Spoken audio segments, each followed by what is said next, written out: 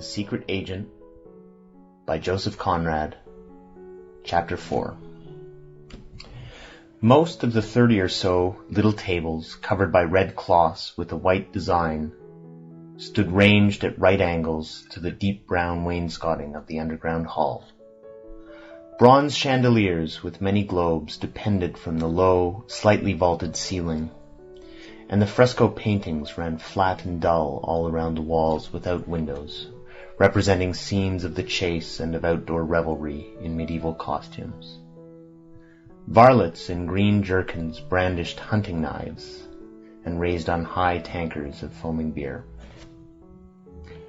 "Unless I am very much mistaken, you are the man who would know the inside of this confounded affair," said the robust Ossipon, leaning over, his elbows far out on the table and his feet tucked back completely under his chair, his eyes with wild green eagerness. An upright, semi-ground piano near the door, flanked by two palms in pots, executed suddenly all by itself a waltz tune with aggressive virtuosity. The din it raised was deafening. When it ceased, as abruptly as it had started, the bespectacled, dingy little man who faced Ossipon behind a heavy glass mug full of beer emitted calmly what had the sound of a general proposition. "In principle, what one of us may or may not know as to any given fact can't be a matter for inquiry to the others." "Certainly not," Comrade Ossipon agreed in a quiet undertone. "In principle." With his big, florid face held between his hands, he continued to stare hard, while the dingy little man in spectacles coolly took a drink of beer and stood the glass mug back on the table. His flat, large ears departed widely from the sides of his skull, which looked frail enough for Ossipon to crush between thumb and forefinger. The dome of the forehead seemed to rest on the rim of the spectacles. The flat cheeks of a greasy, unhealthy complexion were merely smudged by the miserable poverty of a thin, dark whisker. The lamentable inferiority of the whole physique was made ludicrous by the supremely self-confident bearing of the individual. His speech was curt, and he had a particularly impressive manner of keeping silent. Ossipon spoke again from between his hands in a mutter. "Have you been out much today?" "No, I stayed in bed all the morning," answered the other. "Why?" "Oh, nothing," said Ossipon, gazing earnestly, and quivering inwardly with the desire to find out something, but obviously intimidated by the little man's overwhelming air of unconcern. When talking with this comrade, which happened but rarely, the big Ossipon suffered from a sense of moral and even physical insignificance. However, he ventured another question. "Did you walk down here?" "No, omnibus," the little man answered readily enough. He lived far away in Islington, in a small house down a shabby street, littered with straw and dirty paper, where out of school hours a troop of assorted children ran and squabbled with a shrill, joyless, rowdy clamour. His single back room, remarkable for having an extremely large cupboard, he rented furnished from two elderly spinsters, dressmakers in a humble way, with a clientele of servant girls mostly. He had a heavy padlock put on the cupboard, but otherwise he was a model lodger, giving no trouble and requiring practically no attendance. His oddities were that he insisted on being present when his room was being swept, and that when he went out he locked his door and took the key away with him. Ossipon had a vision of these round, black-rimmed spectacles progressing along the street on top of an omnibus, their self-confident glitter falling here and there on the walls of houses or lowered upon the heads of the unconscious stream of people on the pavements. The ghost of a sickly smile altered the set of Ossipon's thick lips as he thought of the walls nodding, of people running for life at the sight of those spectacles. If they had only known. What panic! He murmured interrogatively, "Been sitting long here?" "An hour or more," answered the other negligently, and took a pull at the dark beer. All his movements, the way he grasped the mug, the act of drinking, the way he set the heavy glass down and folded his arms, had a firmness, an assured precision, which made the big and muscular Ossipon, leaning forward with staring eyes and protruding lips, look the picture of eager indecision. "An hour?" he said. "Then it may be you haven't heard yet the news I've heard just now in the street, have you?" The little man shook his head negatively, the least bit. But as he gave no indication of curiosity, Ossipon ventured to add that he had heard it just outside the place. A newspaper boy had yelled the thing under his very nose, and not being prepared for anything of the sort, he was very much startled and upset. He had to come in there with a dry mouth. "I never thought of finding you here," he added, murmuring steadily, with his elbows planted on the table. "I come here sometimes," said the other, preserving his provoking coolness of demeanor. "It's wonderful that you, of all people, should have heard nothing of it," the big Ossipon continued. His eyelids snapped nervously upon the shining eyes. "You, of all people," he repeated tentatively. This obvious restraint argued an incredible and inexplicable timidity of the big fellow before the calm little man, who again lifted the glass mug, drank, and put it down with brusque and assured movements. And that was all. Ossipon, after waiting for something, word or sign, that did not come, made an effort to assume a sort of indifference. "Do you," he said, deadening his voice still more, "give your stuff to anybody who's asking for it?" "My absolute rule is never to refuse anyone, as long as I have a pinch by me," answered the little man with decision. "That's a principle?" commented Ossipon. "It's a principle." "And you think it's sound?"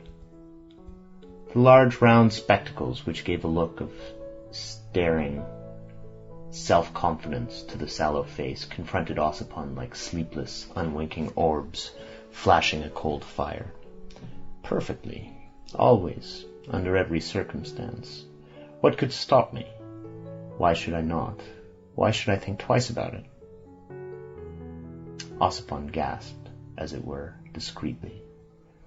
"Do you mean to say you would hand it over to a tech if one came to ask you for your wares?" The other smiled faintly. "Let them come and try it on, and you will see," he said. "They know me, but I know also every one of them. They won't come near me, not they." His thin, livid lips snapped together firmly. Ossipon began to argue. "But they could send someone, rig a plant on you, don't you see? Get the stuff from you in that way, and then arrest you with the proof in their hands." "Proof of what? Dealing in explosives without a license, perhaps?"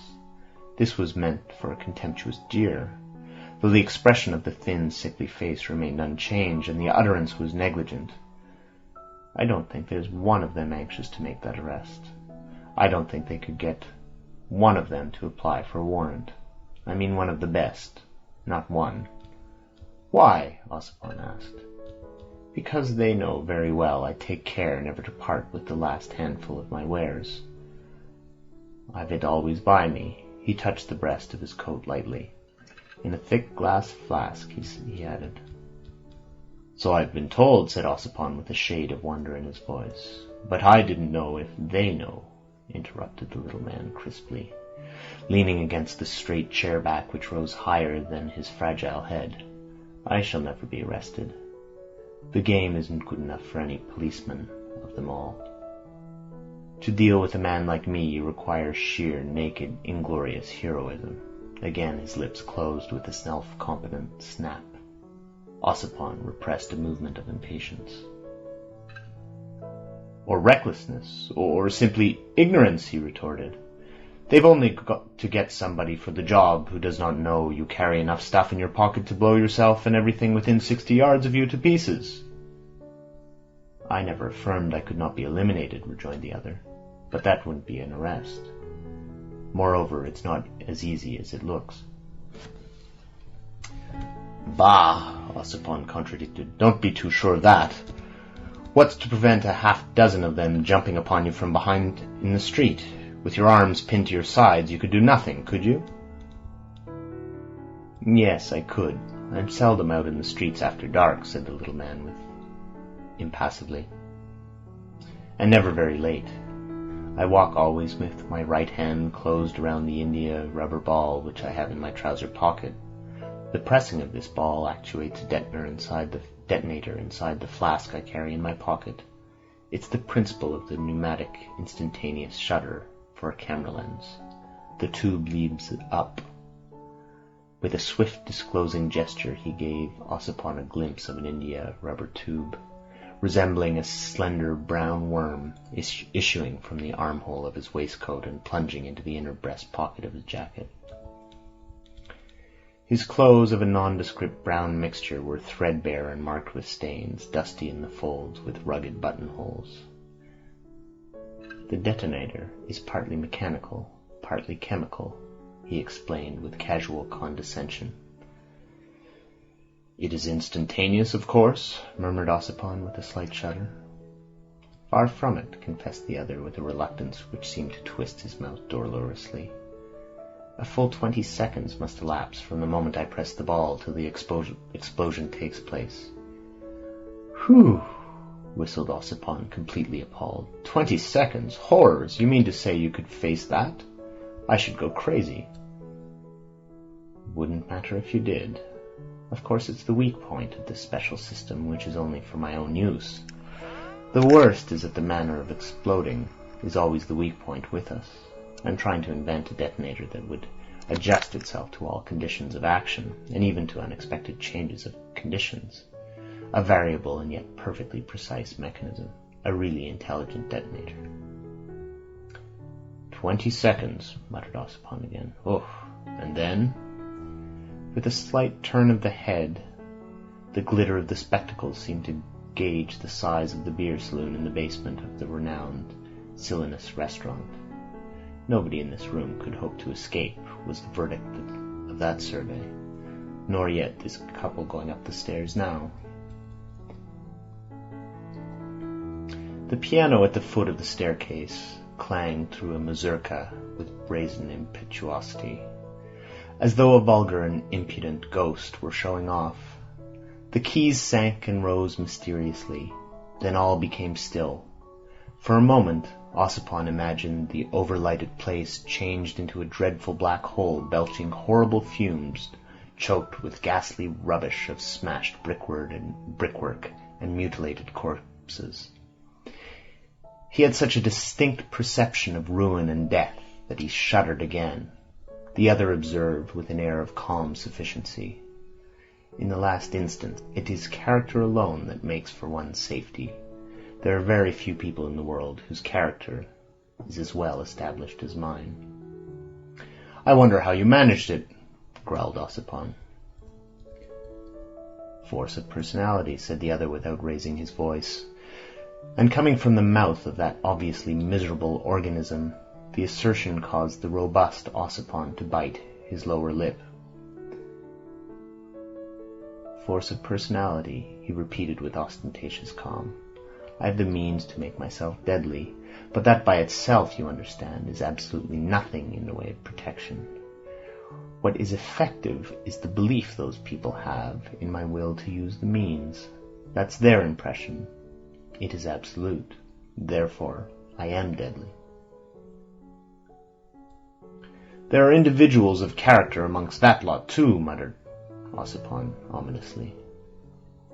Possibly. But it is a matter of degree, obviously, since, for instance, I am not impressed by them. Therefore they are inferior. They cannot be otherwise. Their character is built upon conventional morality. It leans on the social order. Mine stands free from everything artificial.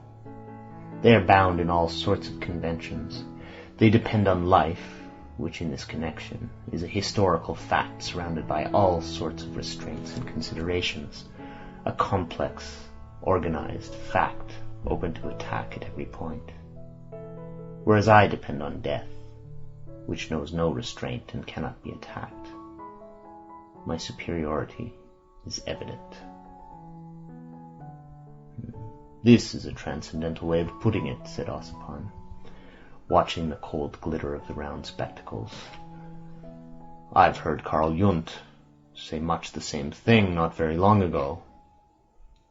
Carl Jund, mumbled the other contemptuously.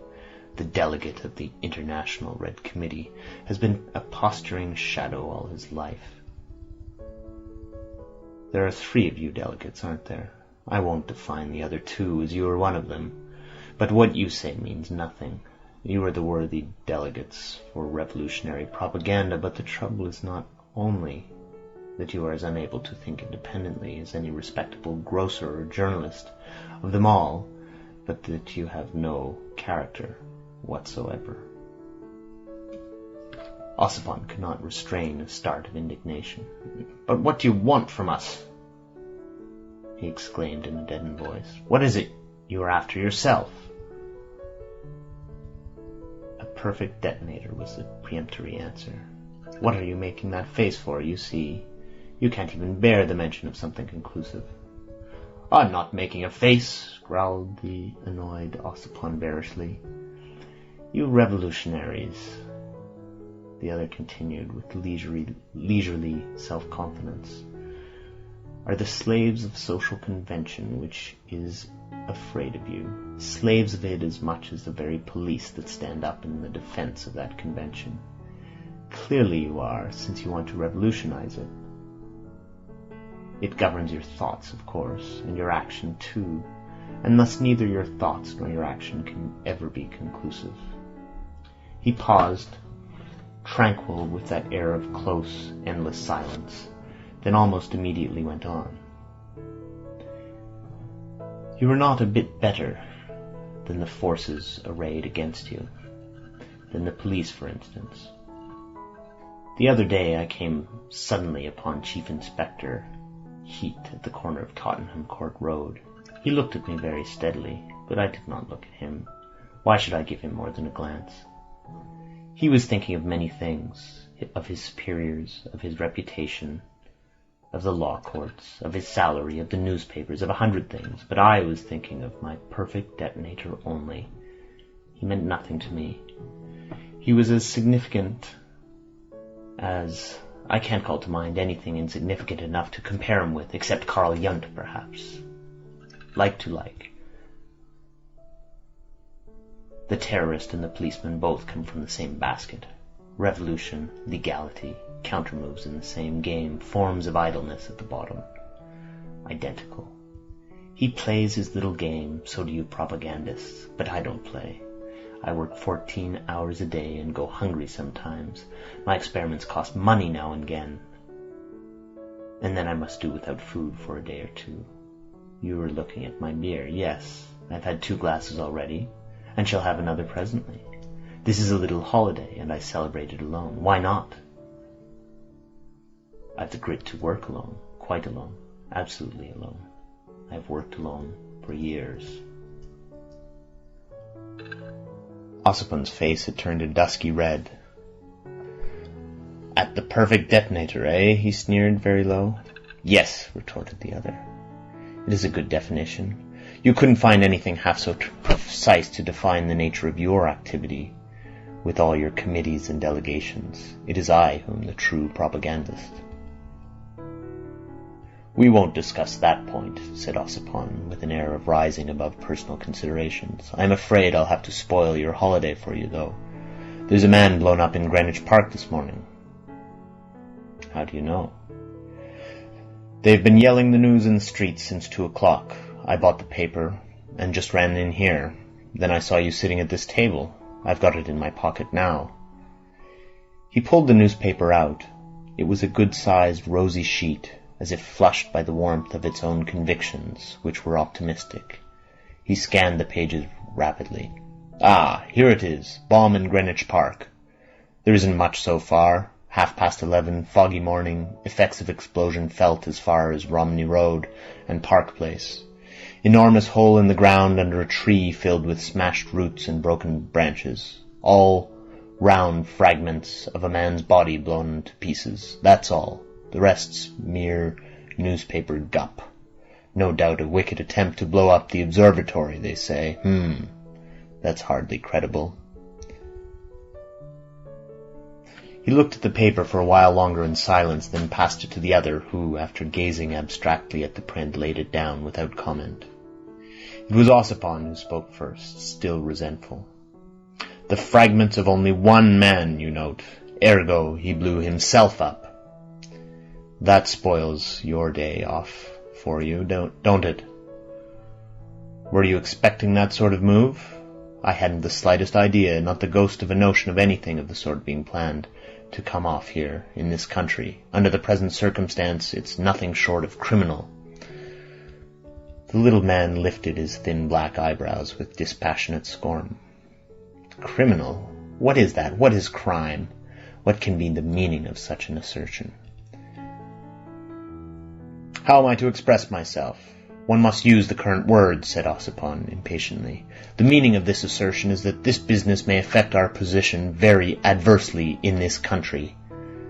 Isn't that crime enough for you? I am convinced you have been giving away some of your stuff lately.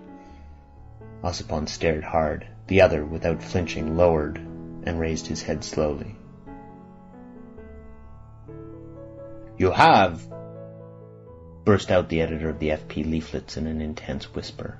No, and are you really handing it over at large like this for the asking to the first fool who comes along? Just so. The condemned social order has not been built up on paper and ink, and I don't fancy that a combination of paper and ink will ever put an end to it, whatever you may think. Yes, I would give the stuff with both hands to every man, woman, or fool that likes to come along. I know what you are thinking about, but I am not taking my cue from the Red Committee. I would see you all hounded out of here, or arrested, or beheaded for that matter, without turning a hair. What happens to us as individuals is not of the least consequence. He spoke carelessly, without heat, almost without feeling, and Ossipon, secretly much affected, tried to copy this detachment. If the police here knew their business, they would shoot you full of holes with revolvers, or else try to sandbag you from behind in broad daylight. The little man seemed already to have considered that point of view in his dispassionate, self-confident manner. Yes, he assented with the utmost readiness. But for that they would have to face their own institutions. Do you see? That requires grit. Uncommon grit. Grit of a special kind. Ossipon blinked. I fancy that's exactly what would happen to you if you were to set up your laboratory in the States. They don't stand on ceremony with their institutions there. I'm not likely to go and see. Otherwise your remark is just, admitted the other. They have more character over there, and their character is essentially anarchistic. Fertile ground for us, the States, very good ground. The great Republic has the root of the destructive matter in her. The collective temperament is lawless, excellent. They must shoot us down, but... You are too transcendental for me, growled Ossipon with moody concern. Logical, protested the other. There are several kinds of logic. This is the enlightened kind. America is all right. It is this country that is dangerous, with her idealistic conception of legality. The social spirit of this people is wrapped up in scrupulous prejudices, and that is fatal to our work. You talk of England being our only refuge. So much the worse. Capois! What do we want with refuges? Here you talk, print, plot, and do nothing. I dare say it's very convenient for such Karl Junts. He shrugged his shoulders slightly, then added with the same leisurely assurance, to break up the superstition and worship of legality should be our aim. Nothing would please me more than to see Inspector Heat and his likes take to shooting us down in broad daylight with the approval of the public. Half our battle would be won then. The disintegration of the old morality would have set in its very temple. That is what you ought to aim at. But you revolutionaries will never understand that. You plan the future, you lose yourselves in reveries of economical systems derived from what is, whereas what's wanted is a clean sweep and a clear start for a new conception of life. That sort of future will take care of itself if you will only make room for it. Therefore I would shovel my stuff in heaps at the corners of the street if I had enough for that, and as I haven't, I do my best by perfecting a really dependable detonator. Ossipon, who had been mentally swimming in deep waters, seized upon the last words as if it were a saving plank. Yes, your detonators. I shouldn't wonder if it was one of your detonators that made a clean sweep of the man in the park. A shade of vexation darkened the determined sallow face confronting Ossipon. My difficulty consists precisely in experimenting practically with the various kinds. They must be tried, after all. Besides, Ossipon interrupted. Who could that fellow be? I assure you that we in London had no knowledge. Couldn't you describe the person you gave the stuff to? The other turned his spectacles upon Ossipon like a pair of searchlights. Describe him, he repeated slowly. I don't think there can be the slightest objection now. I will describe him to you in one word. Verloc. Ossipon, whom curiosity had lifted a few inches off his seat, dropped back, as if hit in the face. Verloc? Impossible! The self-possessed little man nodded slightly once. Yes, he's the person. You can't say that in this case I was giving my stuff to the first fool that came along. He was a prominent member of the group, as far as I understand. Yes, said Ossipon. Prominent? No, not exactly. He was the center for general intelligence and usually received comrades coming over here. More useful than important. Man of no ideas. Years ago he used to speak at meetings, in France, I believe. Not very well, though. He was trusted by such men as Latour, Moser, and that old lot. The only talent he showed really was his ability to elude the attentions of the police somehow. Here, for instance, he did not seem to be looked after very closely. He was regularly married, you know. I suppose it's with her money that he started that shop. Seemed to make it pay, too. Ossipon paused abruptly, muttered to himself, I wonder what that woman will do now, and fell into thought. The other waited with ostentatious indifference. His parentage was obscure, and he was generally known only by the nickname of the Professor. His title to that designation consisted in his having been once assistant demonstrator in chemistry at some technical institute. He quarrelled with the authorities upon a question of unfair treatment. Afterwards he obtained a post in the laboratory of a manufactory of dyes. There, too, he had been treated with revolting injustice. His struggles, his privations, his hard work to raise himself in the social scale had filled him with such an exalted conviction of his merits that it was extremely difficult for the world to treat him with justice, the standard of that notion depending so much upon the patience of the individual. The professor had genius, but lacked the great social virtue of resignation. Intellectually a nonentity, Ossipon pronounced aloud, abandoning suddenly the inward contemplation of Mrs. Verloc's bereaved person and business. Quite an ordinary personality. You were wrong in not keeping more in touch with the comrades, Professor, he added in a reproving tone. Did he say anything to you? Give you some idea of his intentions? I hadn't seen him for a month. It seems impossible that he should be gone. He told me it was going to be a demonstration against a building, said the professor. I had known that much to prepare the missile. I pointed out to him that I had hardly a sufficient quantity for a completely destructive result, but he pressed me very earnestly to do my best. As he wanted something that could be carried openly in the hand, I proposed to make use of an old 1-gallon copal varnish can I happened to have by me. He was pleased at the idea. It gave me some trouble because I had to cut out the bottom first and solder it on again afterwards. When prepared for use, the can enclosed a wide-mouthed, well-coked jar of thick glass packed round with some wet clay containing 16 ounces of X2 green powder. The detonator was connected with the screw top of the can. It was ingenious, a combination of time and shock. I explained the system to him. It was a thin tube of tin enclosing. Ossipon's attention wandered. "What do you think has happened?" he interrupted. "Can't tell. Screwed the top on tight, which would make the connection, and then forgot the time. It was set for 20 minutes. On the other hand, the time contact being made, a sharp shock would bring about the explosion at once. He either ran the time too close or simply let the thing fall. The contact was made all right. That's clear to me at any rate. The system worked perfectly. And yet you would think that a common fool in a hurry would be much more likely to forget to make the contact altogether. I was worrying myself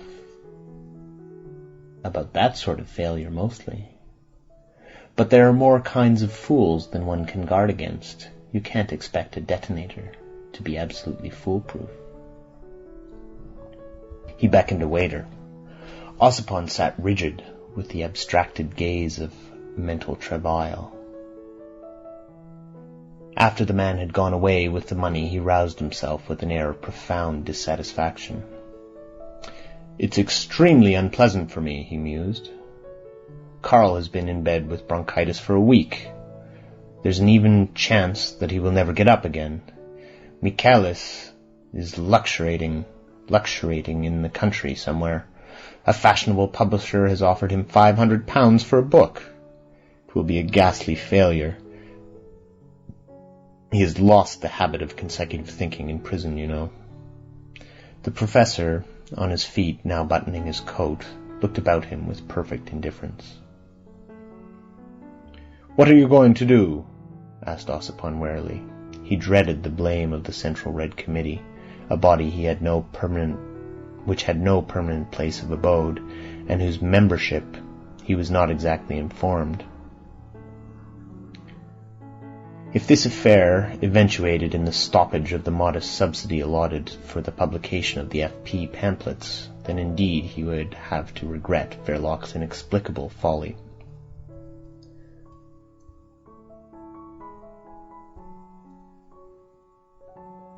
"Solidarity with the extremist form of action is one thing, and silly recklessness is another," he said, with a sort of moody brutality. "I don't know what came to Verloc. There's some mystery here. However, he's gone. You may take it as you like, but under the circumstances the only policy for the militant revolutionary group is to disclaim all connection with this damned freak of yours. How to make the disclaimer convincing enough is what bothers me." The little man on his feet, buttoned up and ready to go, was no taller than the seated Ossipon. He levelled his spectacles at the latter's face point blank. "You might ask the police for a testimonial of good conduct. They know where every one of you slept last night. Perhaps if you asked them, they would consent to publish some sort of official statement." "No doubt they're aware well enough that we had nothing to do with this," mumbled Ossipon bitterly. "What they will say is another thing." He remained thoughtful, disregarding the short, owlish, shabby figure standing by his side. "I must lay hands on Michaelis at once and get him to speak from his heart at one of our gatherings. The public has a sort of sentimental regard for that fellow. His name is known, and I am in touch with a few reporters on the big dailies. What he would say would be utter bosh, but he has a turn of talk that makes it go down all the same." "Like treacle," interjected the professor, rather low, keeping an impassive expression. The perplexed Ossipon went on communing with himself half-audibly, after the manner of a man reflecting in perfect solitude. "Confounded ass to leave such an imbecile business on my hands, and I don't even know if—" He sat with compressed lips. The idea of going for news straight to the shop lacked charm. His notion was that Verloc's shop might have been turned already into a police trap. They will be bound to make some arrests, he thought, with something resembling virtuous indignation, for the even tenor of his revolutionary life was menaced by no fault of his. And yet, unless he went there, he ran the risk of remaining in ignorance of what perhaps it would be very material for him to know. Then he reflected that if the man in the park had been so very much blown to pieces as the evening paper said, he could not have been identified. And if so, the police could have no special reason for watching Verloc's shop more closely than any other place known to be frequented by marked anarchists. No more reason, in fact, than for watching the doors of the Silenus. There would be a lot of watching all round, no matter where he went, still.